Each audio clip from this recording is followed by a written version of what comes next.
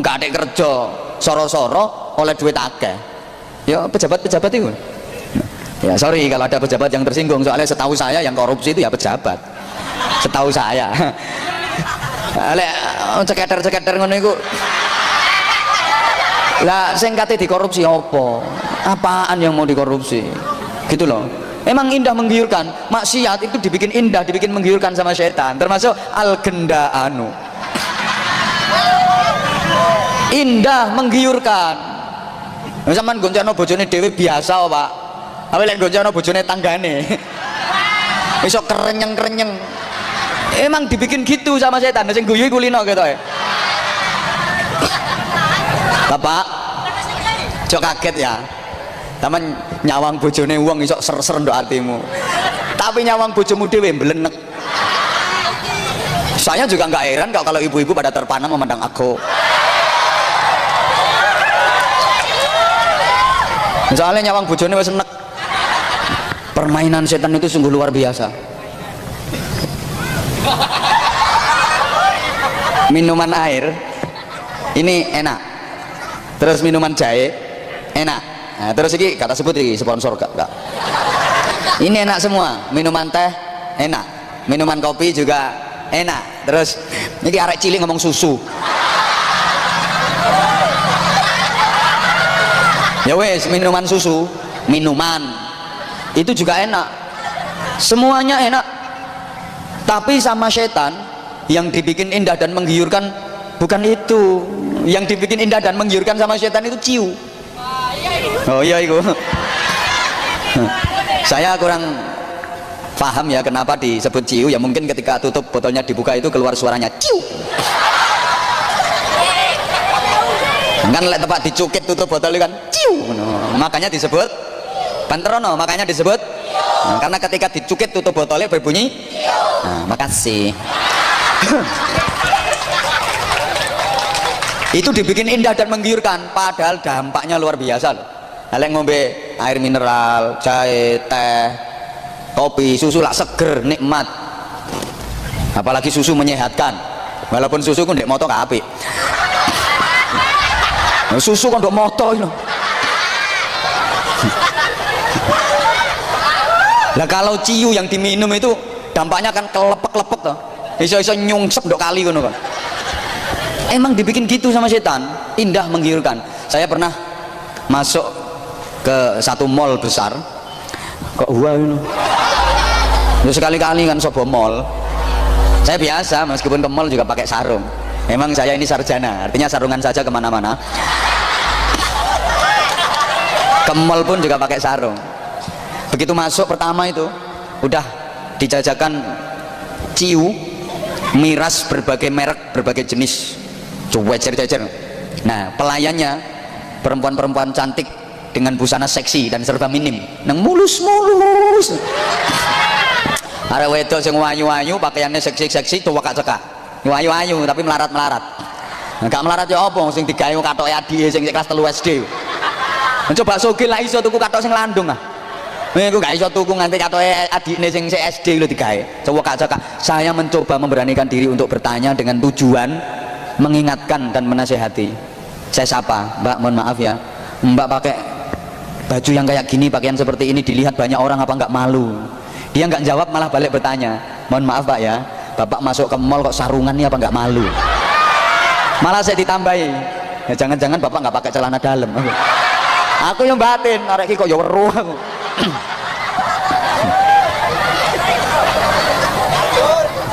Loh emang udah ciunya menggiurkan, nah, pelayannya juga menggiurkan, indah-indah. Anjane ngono gayane promo itu, cek laris. Produk itu ya dijejeri fotone wong itu ayu. Mobil, tonton promone. Nah, gambar mobil sebelah lah ana fotone wong itu ayu. Gambar sepeda motor sebelah lah ana fotone wong itu ayu. Nek fotone jembure-jembure sene. Ya gak payu. Oh, kena ya gawe weden tikus yo.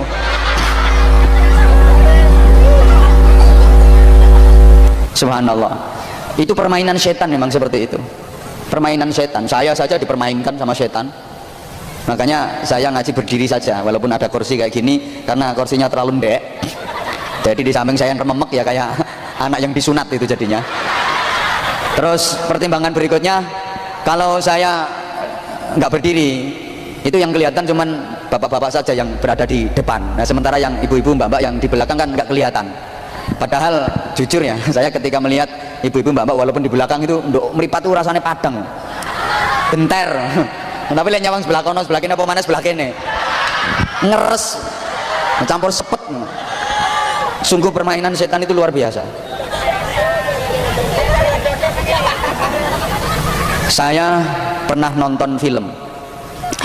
Kok film Ipin Upin? Sopo Jarwo? Enggak, ini yang saya tonton film Box Office. Box Office. Iku Jackie Chan. Bukan.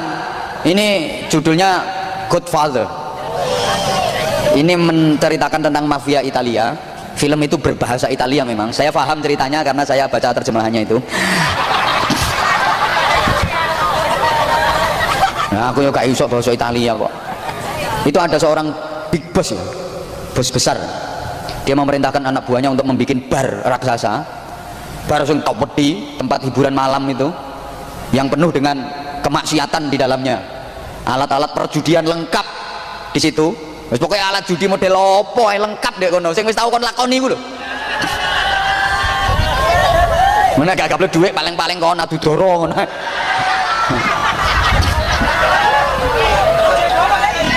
Iku ratune iku ya. Iya sing sudeng-sudeng iku ya mosone. Ayo setel. Di situ lengkap alat-alat perjudian, terus minuman keras berbagai merek, berbagai jenis disediakan. Kamar-kamar prostitusi ditata sedemikian rapi dan indah dengan lampu ya beraneka warna. Terus perempuan-perempuan cantik dijejer-jejer. Nah, mulus-mulus kayak babi guling. Mulai dari yang kulit kuning, kulit putih, kulit iya ireng. Ya itu, Mbak kalau pengen punya pacar gelap ya itu. Itu namanya pacar gelap, artinya gelap kulitnya. Ya. Dijajakan di situ, jadi ada alat perjudian lengkap, terus minuman keras lengkap, kamar-kamar prostitusi lengkap. Begitu udah selesai lapor ke bosnya, bosnya datang meninjau. Dia terkagum-kagum sambil mengangguk-angguk bangga. Good, ini baru hebat, ini baru hebat. Seneng banget dia. Dilihat satu persatu kamar demi kamar dan perempuan-perempuan yang disediakan, udah lengkap semuanya. Dia bangga, ini bos besarnya. Dia seneng banget. Terus dia ngomong ke anak buahnya, kerjamu aku kasih apresiasi, hebat, luar biasa. Cuma sayang ada yang kurang. Apa bos yang kurang?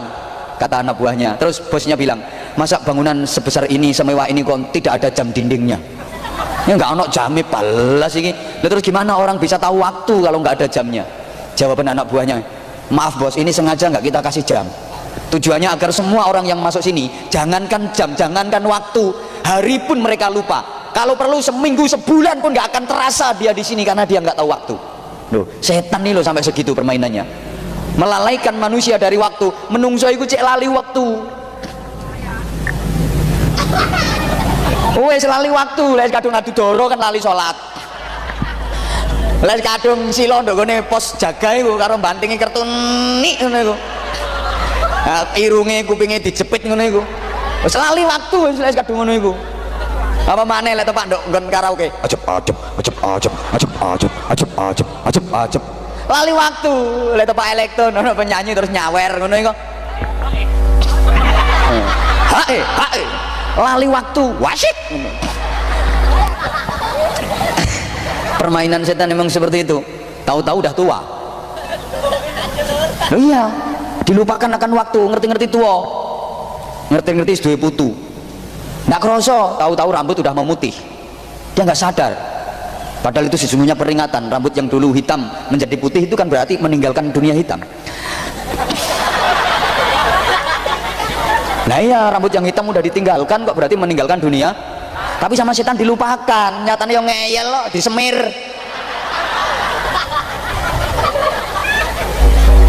Karepe moh tuwa, untu wis merotoli ngono ku ya sing disalahno bakul sate kok.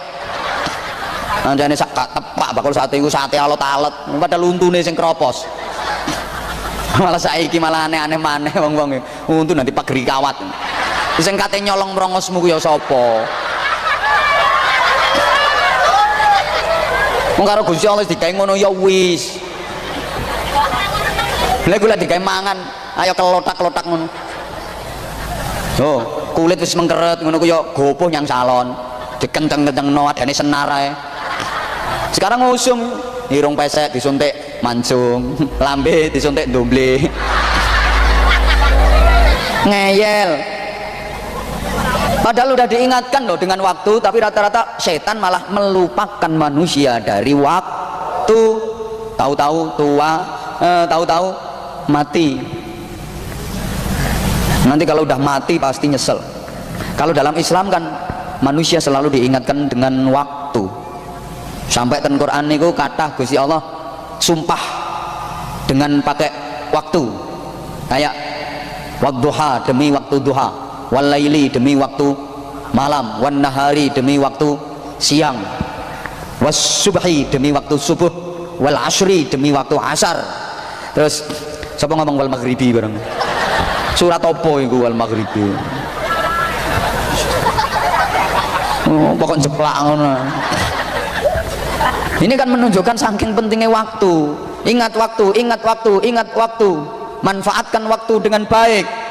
Saat ini niku Bapak Ibu, ten gene Makkah di Masjidil Haram, tepatnya di depan bab King Abdul Aziz. Itu dibangun hotel mewah 99 lantai. Yang di situ terdapat 7 hotel bintang 5. Kompleknya namanya Grand Zamzam itu. Yang pernah haji pasti tahu, walaupun belum pernah tinggal di situ. Karena yang di situ itu haji umroh yang bayari larang-larang itu. Zaman pun pernah ngelihat ya, di TV. Apa toko HP itu kan dikasih jam di tower yang tinggi banget itu, 700 meter itu tingginya tower itu. Dikasih jam. Itu diameternya loh 33 meter. Jam itu dukure 600 meter. Ngerti diameter sampean? Umpama rene ditarik garis 30 meter, 33 meter. Rene ditarik garis 30 meter. Bunder. Kok wedi? Raja onggu. Itu jam imbuh. Bisa dilihat dari jarak 30 km. Pokoknya gak kedang-dangan gunung. Nah, itu kate bantah itu. Pokok gak kedang-dangan gunung, teko jarak 30 km wis ketok iku Cak. Nah, itu saking pentingnya waktu, diingatkan dengan itu. Kalau setan enggak, manusia malah dilupakan tentang waktu. Nah, padahal peringatan tahun baru ini juga mengingatkan kita akan waktu. Allahumma sholli ala Muhammad. Nah, saking pentingnya waktu itu sampai Sayyidina Ali karramallahu wajhah menyatakan al-waqtu kas-saif. Waktu itu seperti pedang. Jadi dia bisa sangat bermanfaat bagi sang pemilik. Tapi kalau sembrana, sembrono itu loh, dia juga bisa mencelakakan sang pemilik. Orang bijak mengatakan bahwa orang yang sukses itu adalah mereka yang pandai memanfaatkan kesempatan. Kalau orang tidak bisa memanfaatkan waktu dan kesempatan, pasti gagal. Dan kesempatan itu datangnya cuma sekali, kemudian dia tidak akan pernah datang kembali. Kalau ada kesempatan lagi, itu sudah kesempatan yang baru. Understand? Ngerti gak ngerti? Pokoknya yes, aku cek semangat. Kesempatan itu datangnya cuma sekali, dan dia tidak akan pernah datang kembali. Dalam sebuah hadis yang sangat panjang, saya tidak hafal redaksi hadisnya. Nah, aku lagi hafal, yang ngomong gak hafal, ada astagfirullah kan gayamu. Iki hadisnya dawa, nah aku gak hafal. Nah, aku lagi hafal, yang ngomong gak hafal yo. Timbangannya gak hafal terus menggaya, ngapal-ngapal no keliru kabeh ayo. Nah, aku jujur, aku lagi goblok, aku ngaku goblok. Aku yo kon goblok macak pinter ngono iku. Aku nek gak iso ngomong gak iso, gak hafal aku ngomong gak hafal, lancen aku gak hafal kok. Timbangannya tak peksa-peksa terus salah, ayo. Makanya hati-hati kon, cek hafal hadis telu anggar wong didalili. Hafalnya cuma hadis telu iku tok, ketemu sapa ae. Qala Allahu ta'ala.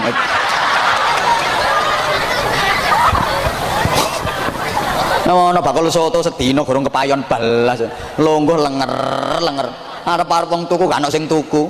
Inti cedhaki marang didalili. Dengarkan. Rasulullah sallallahu alaihi wasallam telah bersabda. An Nabi Hurairah radhiyallahu anhu qala Rasulullah sallallahu alaihi wasallam. Temen ngamuk wong. Kadek dalil lon. Kene dodol soto gorong kepayon dalil sampluk soto lambemu kon kok. Kurang lebih di situ diterangkan bahwa matahari itu setiap pagi dia terbit, kemudian dia berkata pada kehidupan, ngomongin ini, wahai matahari, ini gagal fokus gara-gara HP ini arek iki lho. Iku suarane doroe.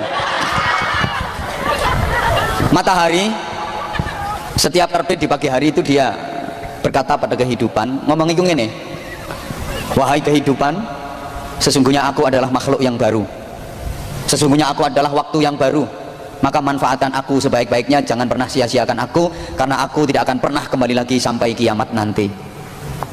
Maka orang sukses adalah orang yang pandai memanfaatkan waktu. Nah, orang kalau nggak bisa memanfaatkan waktu dengan baik, pasti ya gelo itu bahasa Inggrisnya the geton, kecewa, nyesel, itu disederhanakan dengan bahasa gelo. Yo geton campur kaget, campur kecewa, campur nyesel, gelo. Apalagi waktu hidup ini tidak dimanfaatkan dengan baik, kedisian mati, gak terima gelo itu, gelu. Saking gelone, gak cuma gelo tapi gelu. Saking gelone, ayo tanya auto. Jadi gelu, gak terima gelo, gak cuma gelu saking geloe. Makanya tanah yang dipakai ganjel orang mati, tanah sing dike gandele mayit, itu diarani gelu. Cuma lek arek-arek ngono ngarani kek. Jadi keke dikeke, oleh gak dikek ndak goleng ngono. Pancene lambene rusak arek. Wong gelu kok kek.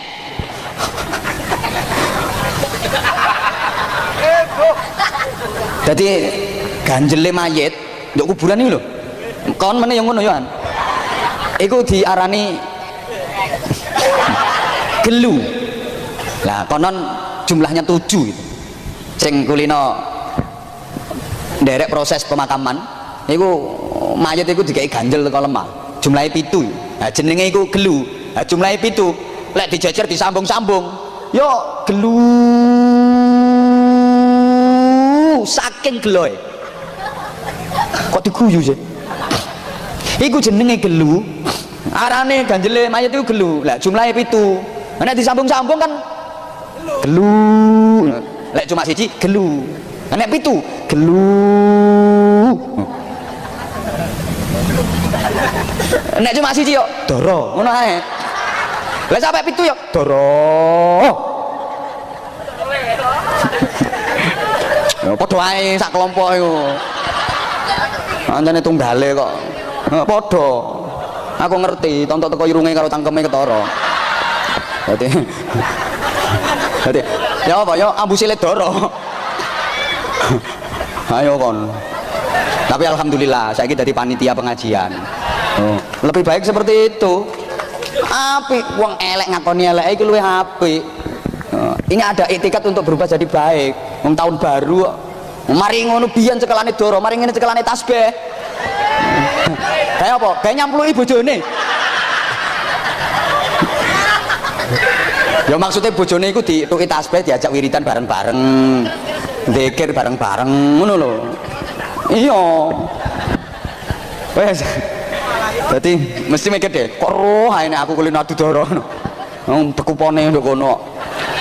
Ngene. Wis salah menengo. Dan itu memang benar. Orang itu nanti kalau sudah meninggal pasti nyesel, kecewa, getun, gelo, saking geloe. Yang mati tua ya gelo, yang mati muda juga gelo. Yang mati apik ya gelo. Apa maneh? Siap-siap ya. Mati tepat adu doro.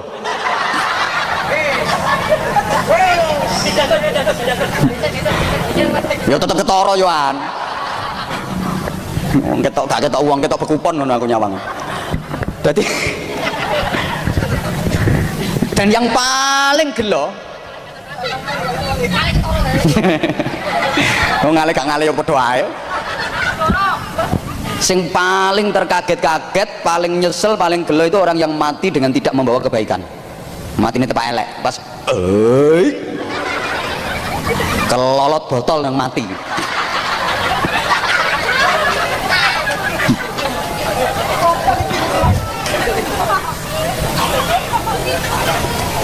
Mereka nyesel bahkan menjerit-jerit.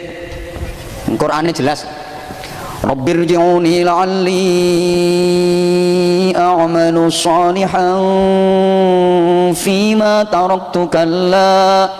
Menjerit, merintih, menangis, ya Allah kembalikan aku ke dunia ya Allah. Jaluk dibalik nang donya.